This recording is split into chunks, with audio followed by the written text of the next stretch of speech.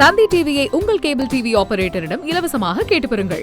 சென்னையின் முக்கிய அடையாளங்களில் ஒன்றாக விளங்கிய உதயம் தியேட்டர் இடிக்கப்பட்டிருப்பது சினிமா ரசிகர்கள் மத்தியில் சோகத்தை ஏற்படுத்தியுள்ளது.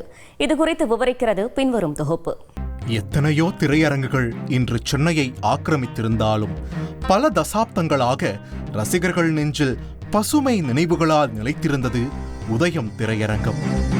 1983 ஆண்டு திறக்கப்பட்ட உதயம் திரையரங்குதான் சென்னையில் முதலில் பல திரைகளை கொண்ட திரையரங்கு என்ற பெருமைக்குரியது.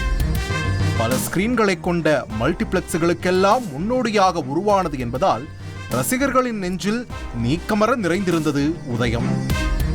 குறிப்பாக உச்ச நட்சத்திரங்களின் திரைப்படங்கள் வெளியாகும் முதல் நாள் முதல் காட்சி ரசிகர்களுக்கு திருவிழா கொண்டாட்டம்தான்.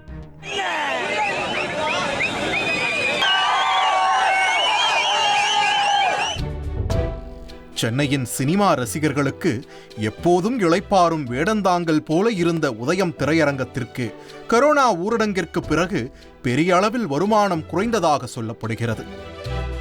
இதனால் தியேட்டரையே மூடும் நிலைக்கு நிர்வாகம் தள்ளப்பட்டது. பிரபல கட்டுமான நிறுவனம் 1.3 ஏக்கர் பரப்பளவு கொண்ட இந்த இடத்தை வாங்கி 25 தளங்களை கொண்ட அடுக்குமாடி குடியிருப்பை கட்டும் பணியை தொடங்கியிருக்கிறது. இதற்காக தமிழ் சினிமா வரலாற்றின் பாரம்பரிய சுவடாகவும் திரை ரசிகர்களின் எண்ணற்ற நினைவுகளையும் சுமந்திருந்த உதயம் தியேட்டர் இடிக்கப்பட்டிருக்கிறது. உதயம் தியேட்டரில் படம் பார்த்த ரசிகர்கள், தியேட்டர் மூலம் வாழ்வாதாரம் பெற்ற சிறு வியாபாரிகள், ஆட்டோ ஓட்டுநர்கள் என அனைத்து தரப்பினருக்கும் இது துயரச் செய்திதான். திரையுலக பிரபலங்கள், விஐபிக்கள் முதல் கார்னர் சீட் காதலர்கள், 10 ரூபாய் டிக்கெட்டில் படம் பார்த்த சாமானிய ரசிகர்கள் வரை 40 ஆண்டு காலம் எண்ணற்ற நினைவுகளை சுமந்து வந்த உதயம் நிரந்தரமாக அஸ்தமனம் ஆனது.